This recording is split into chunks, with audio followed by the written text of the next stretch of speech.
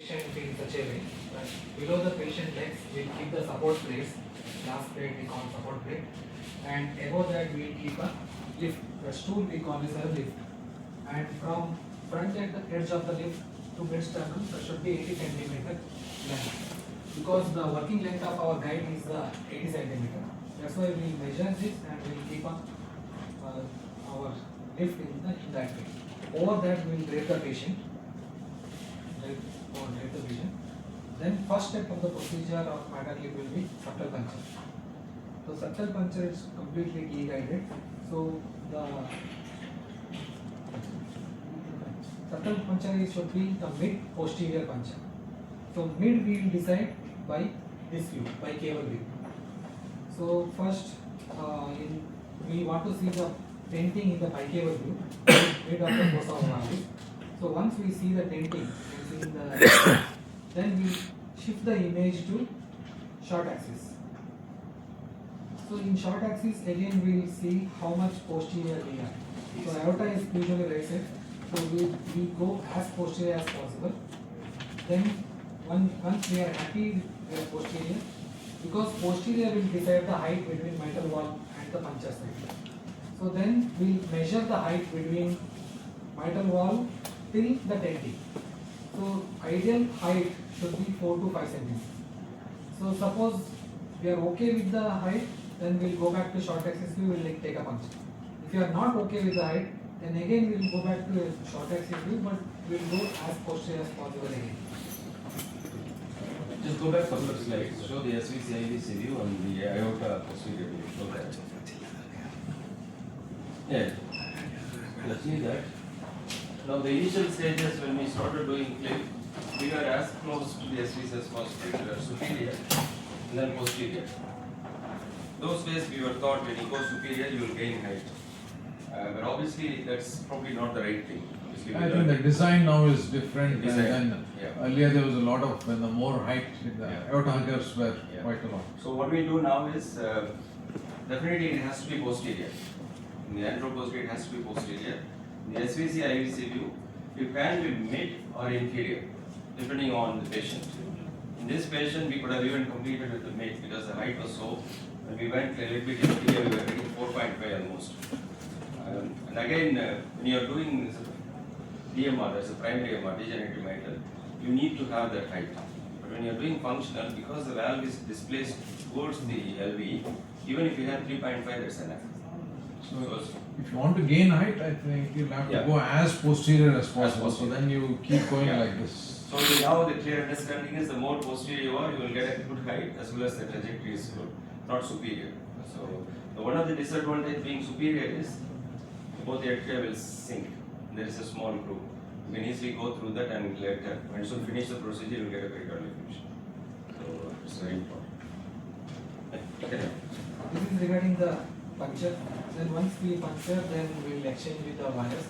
So usually we'll keep the support to strip wire. We'll have couple punctures. At this point of time, we also should see the ACT. We should give full dose of heparin. So throughout the procedure, ACT should be maintained more than 250. So once our left upper body, we kept the wire in strip wire in the left upper body, then we'll come back with the guide. So our guide is having a dilator as well, so no need to do the septal dilation, but we can do the vein dilation with the 20 or 22. So when guide is inserting, this is the knob which is present in the HGC. So there is a minus knob and plus knob. When we give little bit minus, the guide will become straight. Otherwise, tip of usually the guide will be 55 degree bent. So whenever we are giving minus, the guide will become straight. The distal part of the guide becomes straight. Then we go to the strip wire. Then once we reach to RA, then whatever negative we are given, we will neutralize it by giving it bit first, so that it will take its 55 degree bend. So it is easy to cross from RA to LA, 55 degree bend. So in the 3D MPS view, we will confirm how much guide is inside a LA. So usually we need at least 1 to 1.5 centimeter of the guide inside a LA.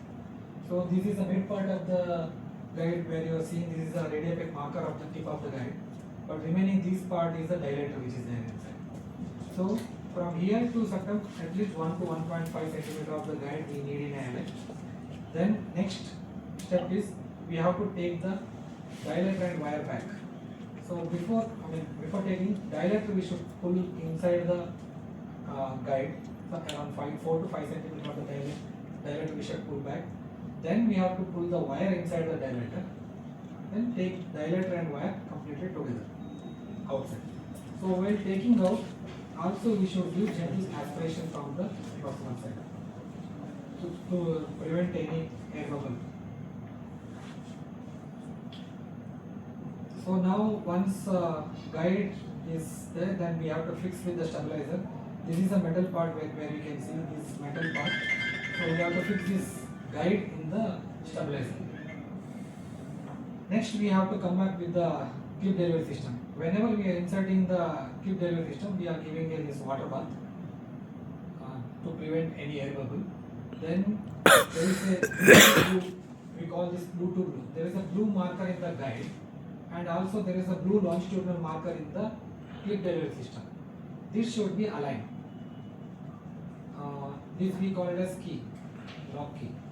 So if it is aligned, why it should align? Because whatever the moment knobs we are turning in the proximal lens, that will rotate 1:1 torque conversion will have. If it's not aligned, then the torque may not convert 1:1. That is not. Then next step we call straddling.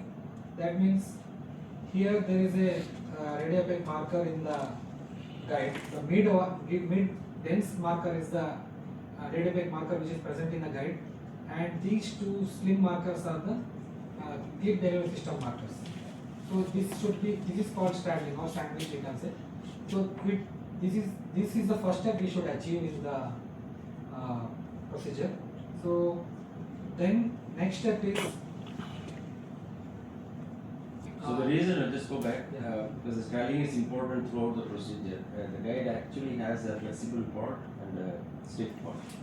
So if your straddling is off, then whatever flexion and whatever movement you are making, it will not be good. So that straddling has to be maintained throughout. So between the two markers, that large radiopaque marker should be there. Complete procedure. Whenever you lose straddling, you adjust it. There's a small gap between this clip and the radiopaque ring. That also it keeps going forward, and you have to keep adjusting. So now first step what we are doing in the procedure is straddling is achieved. There is a knob in the clip delivery system which is called M and L knob. So this we have to rotate clockwise, called medial rotation. So whenever we turn this, so the system from pulmonary vein, it will cross the common bridge, then it will cross the left edge, then it will come towards the middle. So it turns complete medial movement. So once we have achieved this our trajectory, then we have to see our trajectory. Once we are coming over the middle wall. Okay, this is from this side. So usually this is the biconjunctional view and this is the LVOT. In biconjunctional view, left side what you are seeing is medial, right side is lateral. So in the medial lateral movement, it should go completely central, it will go towards the LVF. If it is completely going towards the LVF, then that means our trajectory is perfect. In the medial lateral. Just freeze that, I think Natish should make a couple of points, Ideally, very important. if you are coming like this and it is in parallel to the pomitional line, that would be the ideal. And then it is exactly like this. Then you're catching up the leaders. So always aim for something which comes like this and goes down. So this echo image on the left hand side, you see a little bit of appendage. The appendage is always lateral. So opposite side is medial, so medial lateral. And then the next image you see the aorta. Aortic valve is anterior. The opposite is posterior. So it's MLPA. So that's what it is, most of the time. So it's MLPA. Medial lateral, posterior anterior. That's usually, it has to be, even if you don't see the aorta, that's what it is. And it has to be in the center most of the time for the A to B2 in all directions. So you can get medial and lateral either by turning the knob or by moving the whole system. If you push the system into the gap, if you pull it, it will come inwards. The smaller adjustments, once the clip is in place, that we can do that. But in terms of getting the trajectory right, it's better to use the knob so that it's in the straight line. The anterior posterior, there is a knob, but we don't use it. We use the whole system turning away from you towards. So that will create anterior and posterior. So once our trajectory is achieved, so next step we are have to go to LV. So before going to LV, we also should know our clip arms should be perpendicular to the angular plane, metal valvular plane. So that is what we call as orientation, clip arm orientation. That we usually do in the 3D end phase view. So first we will open the clip arms around 120 degree. Then we will go to 3D end phase view. So in this end phase view, usually iota will be at 12 o'clock. Then the clip arm should be perpendicular. Why we do it in LA itself? Because after going to LV, there is so many cords are there. So if we rotate there, we may entangle with cord. So whatever orientation, we will do it in LA itself. So suppose it is little bit clockwise or anti-clockwise, whatever the moment, we will use this handle to rotate completely clockwise or anti-clockwise movement, so that we will adjust the orientation perpendicular to the metal valve plane. So once we are okay with the orientation, the next step we have to dive into LV. So when diving into LV, the best is we can close the complete clip arms and we can dive into LV, or we can go in open 60 degree open and we can dive. So also the system what we are using is a G4 system, generation 4 metal clip. So generation 4 we can do independent grasping. Suppose if you want to grasp AML and PML independently, we can do that. So for that, before diving into LV, we should know which gripper is anterior, which gripper is posterior. So here there is a tactile and non-tactile marker is there in the gripper. So we do independently, we will down it and raise it, so that here you can make out this gripper is going down and up. So this gripper is which part of the leaflet, AML or PML, and which part of this is it, whether it is tactile or non-tactile. So this, before diving into LV, we are aware that this particular gripper is anterior or this particular gripper is posterior. So sometimes in pathology like PML length is very less, AML is lengthier. So in that case, simultaneous grasping can happen, but you are not happy with the complete leaflet grasping. So that time, if you optimize the one particular leaflet, you don't need to release both the leaflets. You can release only one particular leaflet. You can go anterior or posterior with the system, and you can optimize. So it will reduce the complete time. Then we dive to LV. So once we dive into LV, at least be 1 centimeter below the mitral wall leaflets. Then we will open the clip arms to around 120 degree. So this 120 degree is our grasping angle. Then we pull back the complete clip towards mitral wall leaflet level, so that both the leaflets coming over the clip arms.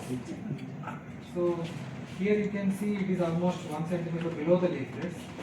Then once it is coming over the clip arms, then we drop the gripper. Gripper usually when it is raised, it is attached to the shaft. Then we push it down the gripper, means it will come towards the arm side. So actually gripper is going to grasp the leaflet, because in the gripper there is a sharp fins that will grasp the leaflet actually. Then once both the grippers are down, then we slowly close the gripper. So we don't close it completely to. Okay, this is about your question. NT and XTW. So XTW clip arm length 12 mm and NTW clip arm length is 9 mm. So So once we are okay with the clip-on, then we'll close it to 60. And in 60 degree, we will see the leaflet insertion test. In the biconventional view, both the clip arm and the mitral valve is the same level. And in the LVOT view, so both the leaflets coming over the clip arms. And also in the 3D NPS view, we should see good tissue bridge. So if you are happy, then only we will close it completely. Why we are doing the leaflet insertion test in 60 degree? Because suppose if we close completely, if you are not happy with the leaflet insertion, then we may injure the leaflets.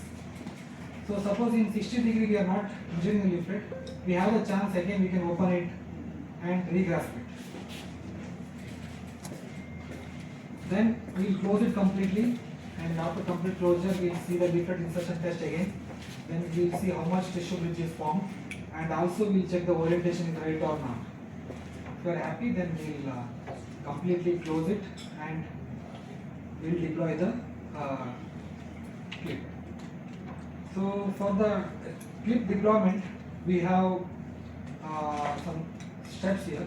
So this is called lock lever. So in lock lever there is a cap. So this cap we are opening first, and there are two lock lines are there. It's attached to the threads. So these lock lines we are release our, you might have seen the position is completely pulling out, so that whatever the lock is attached to the shaft clip lines, it is released first. Then there is a safety clip here. The clip we are releasing out.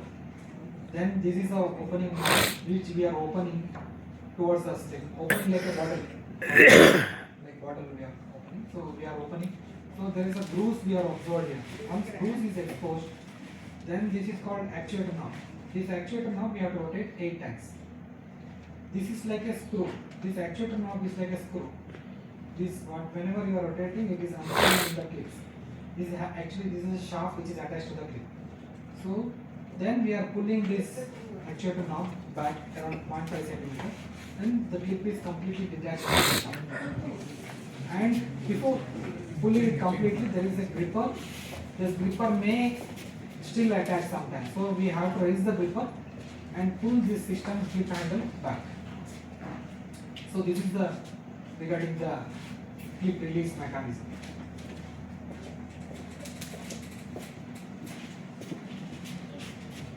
So the clip is released now, so we can see how much MR is reduced. Suppose we are okay with the one clip, then we release and come out.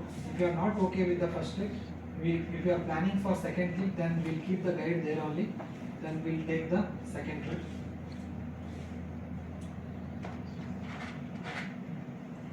Anything, any doubts, any questions? It will look a complicated system. Actually, it's very user friendly, and the only movements we make is very little. In LA, we open 60 degrees. We check which meter is which one. And the main thing is the echo. So the echo colleague will tell you. So they will predict it's good where you work. Most of the time, we go to A to B to give them movement. We want, so that's how we are going. Most of the time, it will be 12